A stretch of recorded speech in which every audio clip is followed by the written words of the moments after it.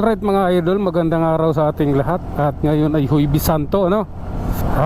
Ingat-ingat tayo lahat mga idol sa ating biyahe. Lalo na yung pauwi ng nasa biyahe papuntang probinsya. Ingat kayo dyan.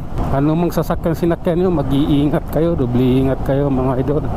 Kami dito sa Manila, ilan na lang kami dito. Alright. Ayan. Okay, EDSA tayo mga idol. Dahil morning ng Thursday, kaya mag-i-EDSA tayo. Siyempre Holy Week. Try natin dito kasi mahal na araw. Siguro naman maluwag na tong daan na ito, EDSA. Okay, Huwebes Santo, ibig sabihin maluwag na tong EDSA. Ang masikip yung North Luzon Expressway at saka South Luzon Expressway. And siyempre yung Cavite. Okay, tuloy tayo mga idol. Lalay lang, nasa Bundian na tayo, Makati. Walang MRT ngayon, bus lang ang meron. So yung maintenance ata yung MRT ngayon. Under maintenance sila. Sabi nung kakilala kong driver kanina, paglabas doon lang din sa Forbes Park. Wala daw biyahe MRT ngayon. So bus talaga sasakyan. At siyempre yung bus hindi kakaunti lang din ngayon, bilang lang din kasi Holy Week ganoon talaga, tiis lang, Okay, tuloy-tuloy tayo mga idol sa ating biyahe. May sikat na ng araw, medyo nagumpisa na naman yung haring araw natin. At so kailangan nating tanggapin na summer pa talaga. Kasi pagkatapos yan mga idol, tag-ulan na naman, bagyo na naman, baha na naman. So ganun talaga, kailangan nating tanggapin yan. Opya, alalay. Relax. Akyat tayo ng Guadalupe. Yan ang malupit. Sakay yung taxi, balagbag sa kalsada. Balagbag malupit talaga, kakapalan pa. Bakit tambak yung bus dito? Bakit tambak ang bus diyan?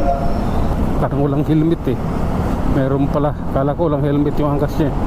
EDSA na ito, meron pala yung yung buo diretso. Tulay na mga idol, akyat na tayo dito sa Boni at Mandaluyong na ito.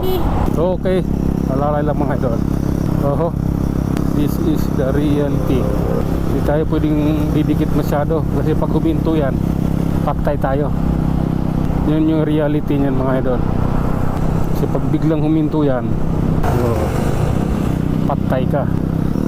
Okay, alalay lang tayo siyempre. Okay. Tingnan natin kung maabot tayo ng 35 minutes hanggang Malabon, hanggang doon mismo sa bahay. Tingnan natin siya ngayon. Malalaman yan kasi may oras itong yung video ko. 35 minutes ang nito 35 minutes and 14 seconds ang pagitan nito bago to nagpapalit ng panibagong video. Kailangan maka 35 minutes muna siya. So hindi na masama, buo yung 35 minutes saka siya panibagong video ulit. Kusang nagka-captured yun. Yan ang power ng GoPro R11. Alright, nandito tayo sa tunnel mga idol. At kailangan nating mag-ingat sa tunnel na ito. Dahil dito ako tinarantado ng Innova. Bigla akong kinat. Doon ako sa pangalawang linya 80 naman yung takbo ko. Vertex sa kaliwa ako sa bus lane sa dumaan, tapos bigla akong kinat. Muntik ako pag hawak ko ng preno, disc brake unahan, ay Diyos, ramdam ko lumiliko yung puwitan ko Sabi ko patay, susubsob ako dito. Kaya ang ginawa ko, binitawan ko yung preno. Ba't ang haba ng pila? Saan puntang mga yan? Bakit ang haba ng pila? Sasakay ba ng bus yun? Hindi ko dala yung yung extra helmet ko. Magsasakay sana ako. Hindi ko alam na walang MRT ngayon Okay, eto na tayo sa flyover mga idol. Siguro naman walang bantay dito ngayon, pero may MMDA doon. Saan lugar yung MMDA?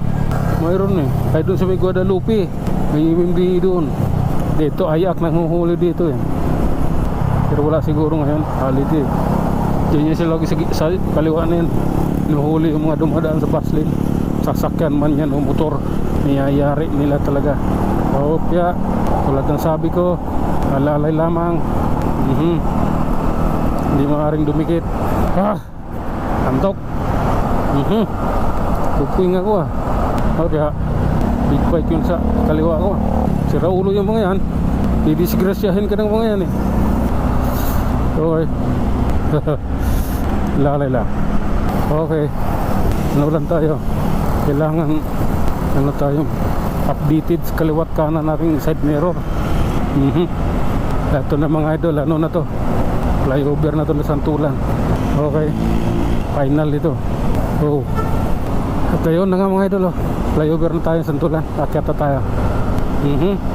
Okay. Lalay. Kung may nagmagawa dito, may imimbi dito nagdidilig ng halaman. Kasi diniligan yan, mamamatay yan.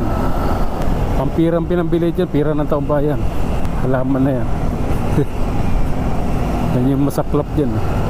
Pira na mamamayang Pilipino ang ginamit para bili ng bulaklak na yan. Bakit? Traffic yung ilalim. Nangyari.